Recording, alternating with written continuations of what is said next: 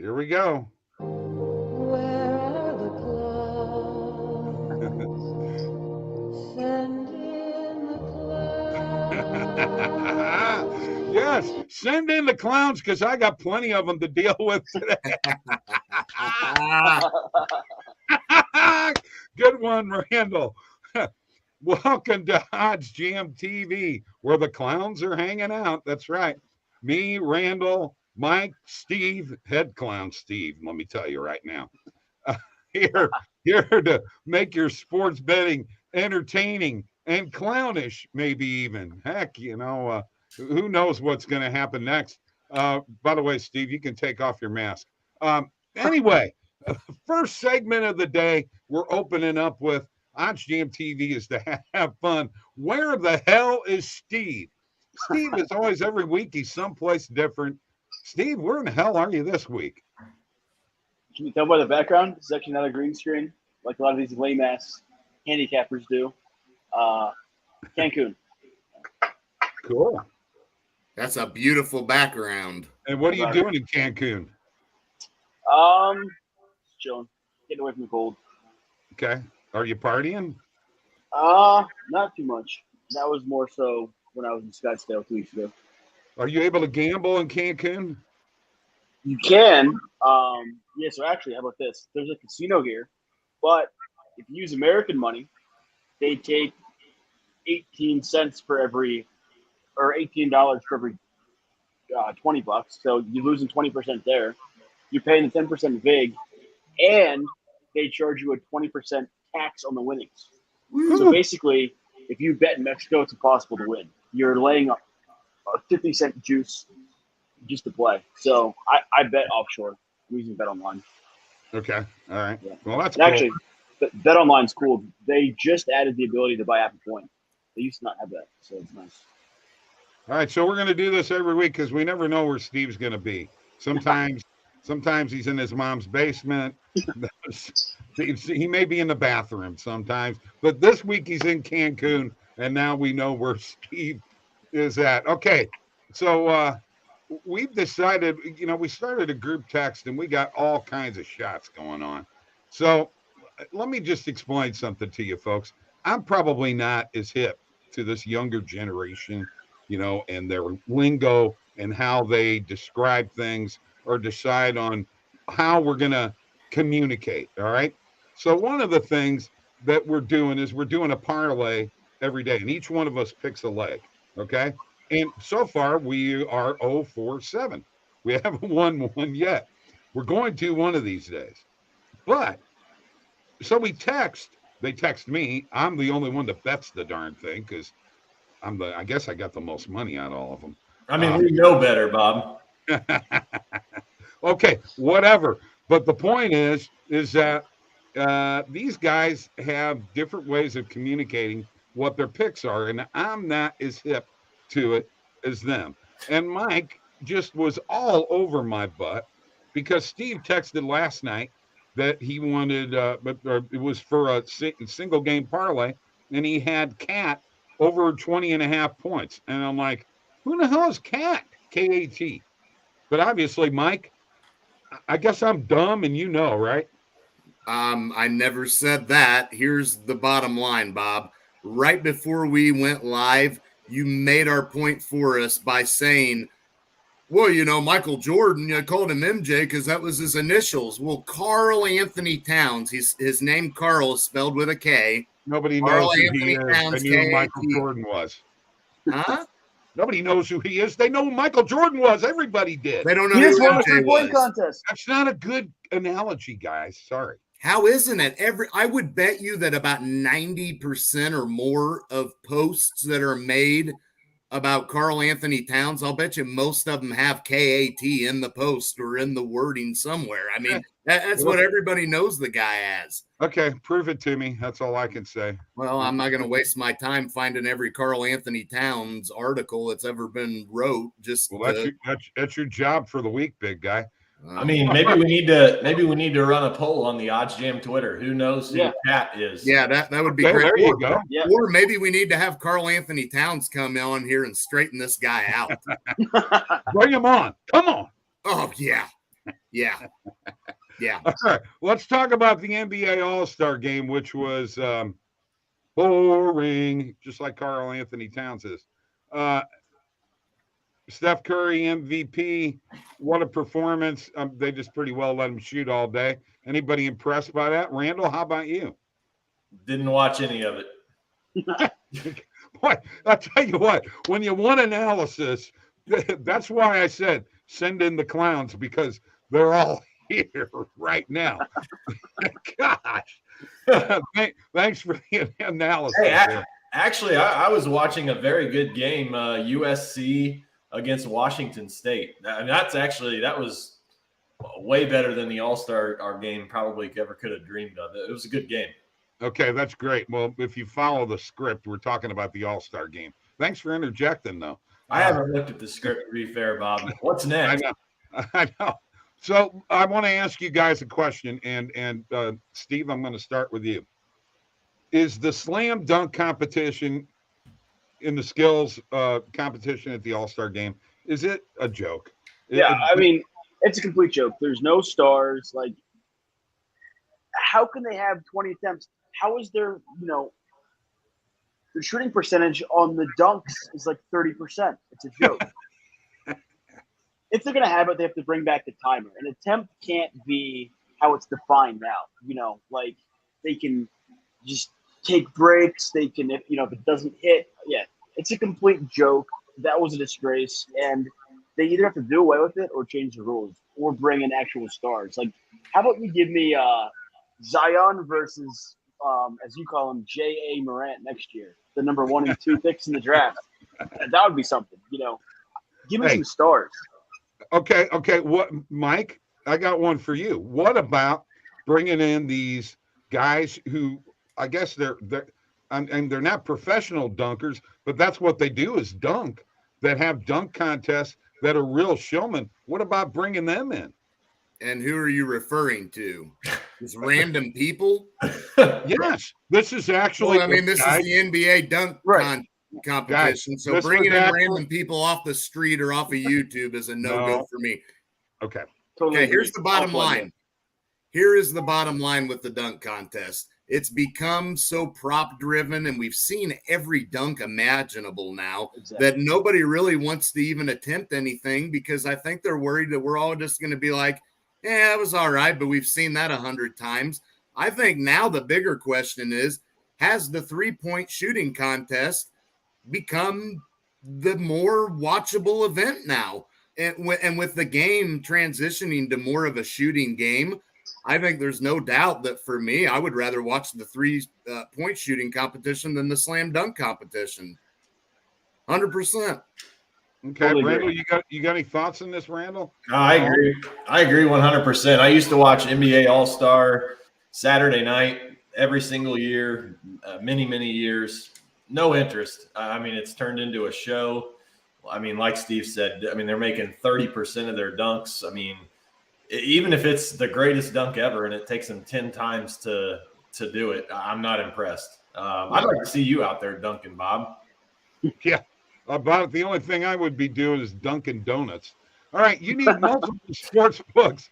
Click the links below to take advantage of the best books in your state.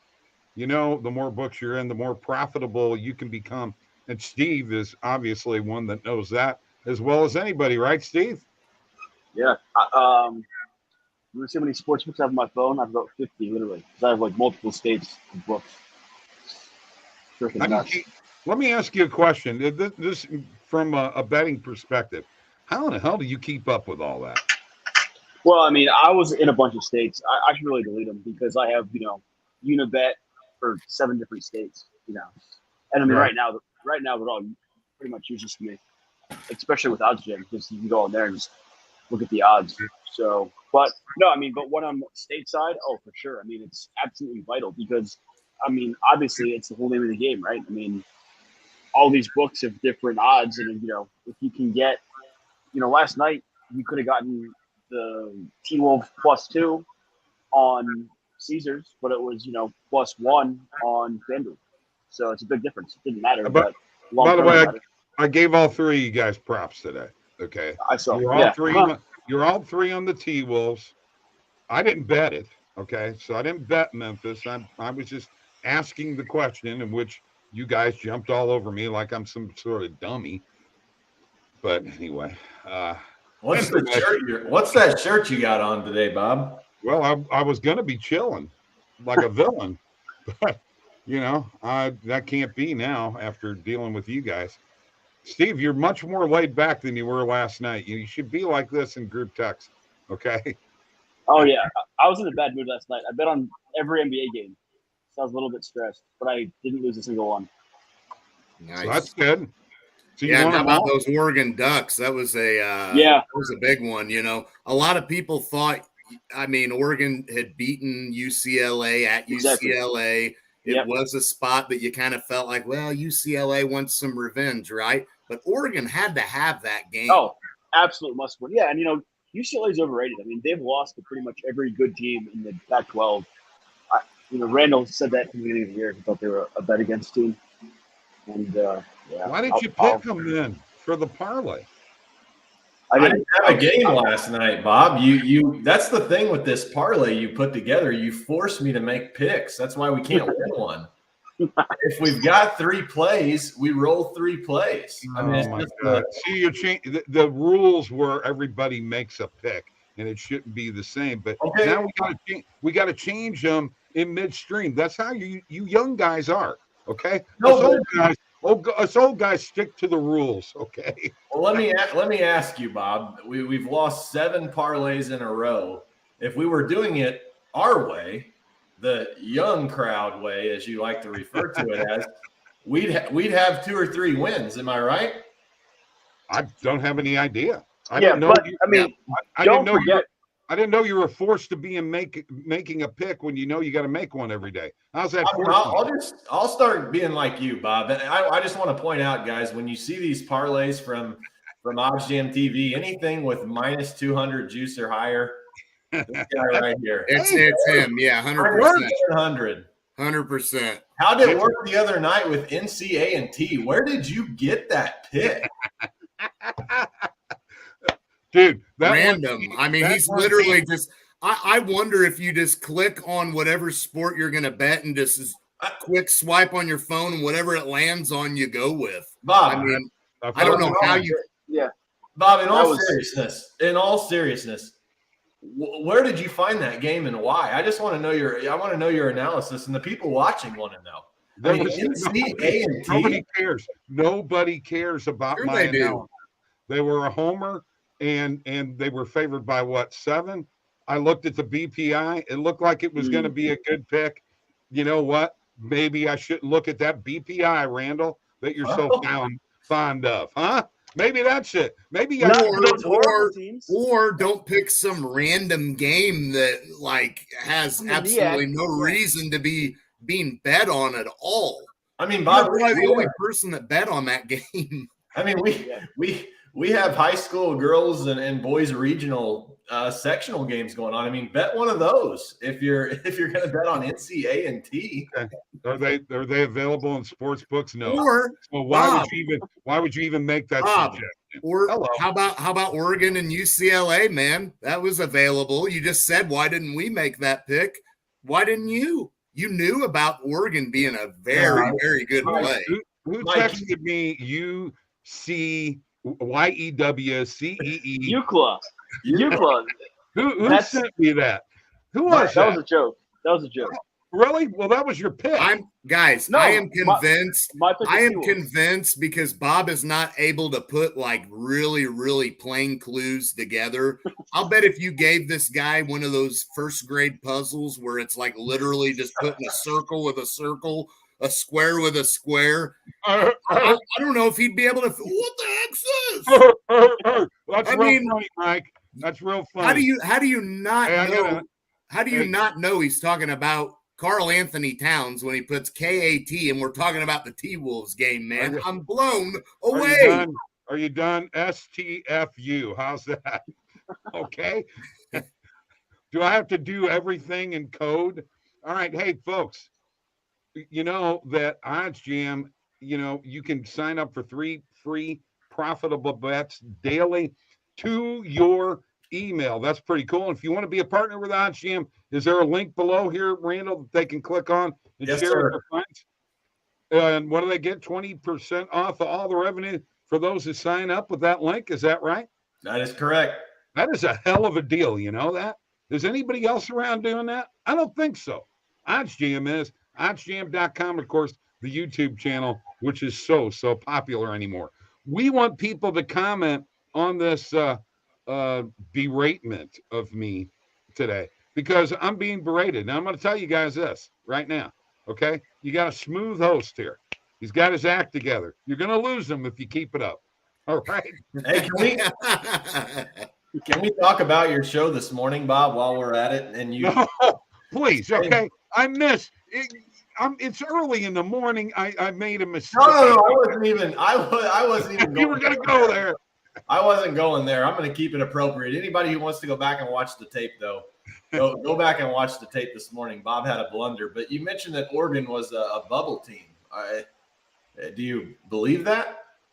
You know, let me tell you where I pulled that from. That was straight out of the ESPN website. And I looked at all those teams at the bottom. Go to ESPN.com right now, Randall. You'll find it. They are a bubble team. They were until last time. I'd say it's updated now, and they're not a bubble team. So I'll give you a pass. Okay. Well, last night they were, but they won, and now they're pretty much in, barring like some horrific losses. Yeah, agreed for sure. And you know what? I think Oregon's a team that just depending on the matchup you get, because that's everything in some of these, first round games and all that. You guys are wrong. They are still a bubble team. Next 4 out. You got and that's not updated. There's no way there's still a bubble. 4 out. Next 4 out. Sorry. No, that's not been updated because there is no way they can still be a bubble team after Hold that. on. Joe Lenardi updated it on this morning at 7:00 a.m. Eastern time. Once again, you guys are wrong. I'm right. Thank you. Are they? What does that lose, Bob? In your opinion? Really, I got to be honest with you. I don't know enough about them to give you that answer. I'm not going to BS my way through it like you guys did. Okay. Oh, what a jerk. You're a funny guy.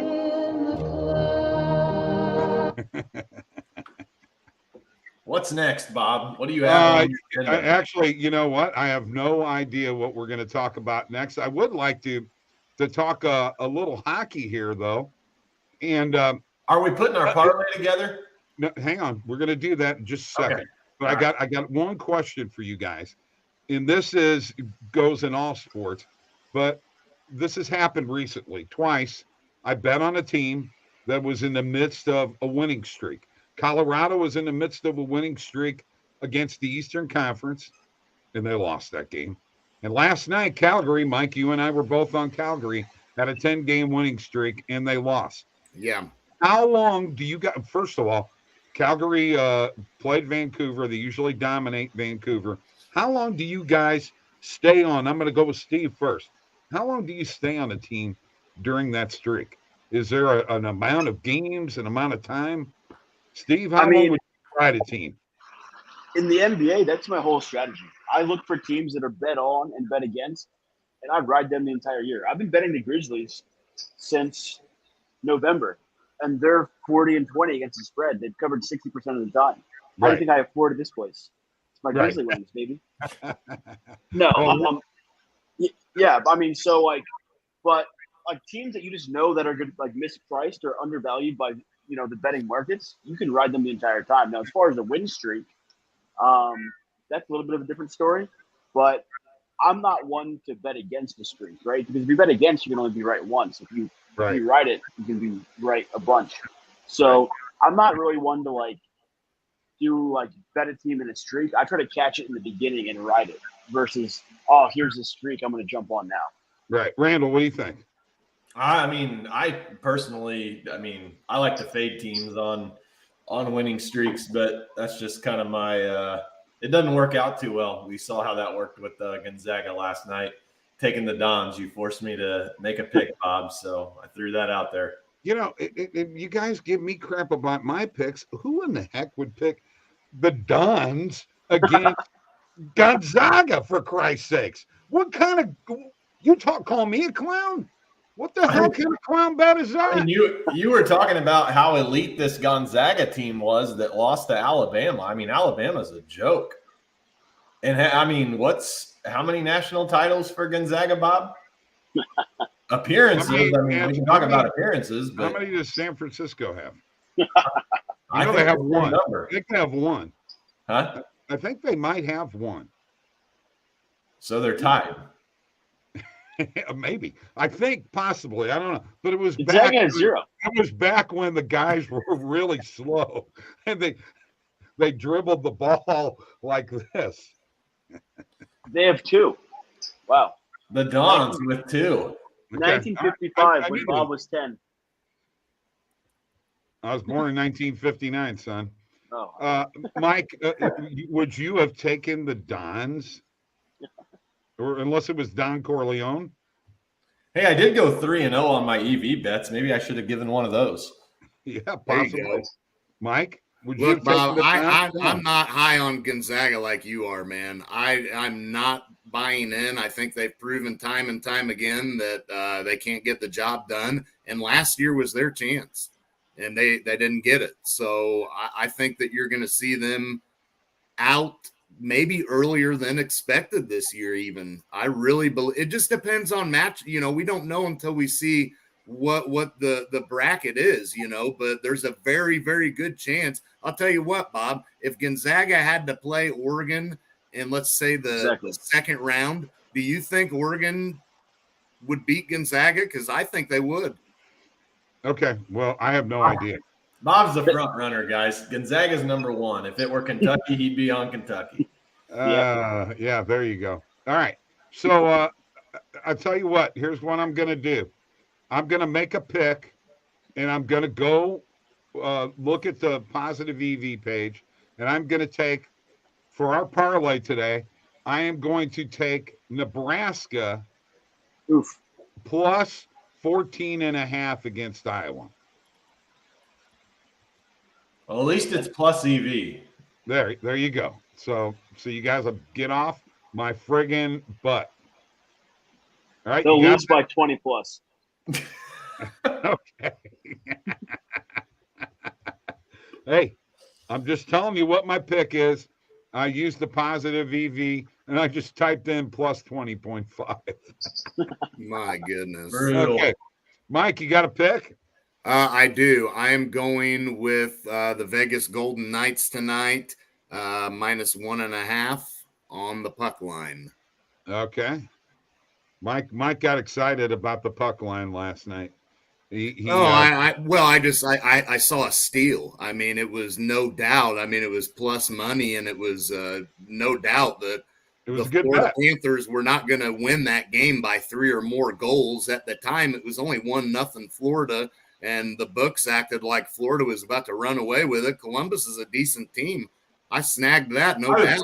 I don't know anything about hockey, but when I saw that line last night, minus 430, and I looked at their records, I couldn't believe that Columbus was, plus whatever they were on the money line, probably 360, 370. I was blown away. Yes, and that was an opportunity taken and jumped on, and that thing didn't last long, but I snagged it. So, Steve, give me a pick. I picked up a positive EV on your T-Wolves today. Oh, nice. I'll take Princeton money line minus 320. No, I'm just kidding. Richmond minus 3.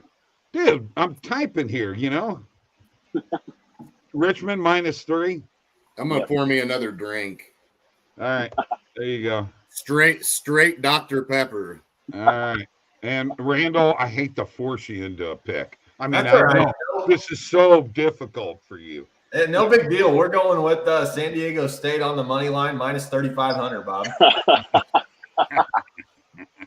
Okay. It's that's what I'm going to start doing. I'm going to start adding the most meaningless leg to the parlay because, I mean, the chances of San Diego State losing are obviously very slim, and it's not going to move the needle on the parlay. So, hey, San Diego State minus 3,500, Bob, taking a page out of your book. Here's what I'm disappointed in with you. You're supposed to be the head gambler in this group. All right. I And work. you're copping out. You're copping out on a daily basis. And let me tell you something, buddy. You want to talk about clowns? You may be the head clown right now. That's all I can say. I mean, Bob, I don't have time to sit around all day. There's the clowns right there, man. Right Send me there. the clowns. Hey, Right there. I think that's it for today, folks. There's nothing else to say. We're done with OddsJam TV. We'll see y'all next week. Don't forget the coffee show Monday. All of the things happening on YouTube. These guys got their golf show. We didn't even get to talk about that, but who cares? It's golf anyway. Have a great week. We'll see you next week. Bye-bye.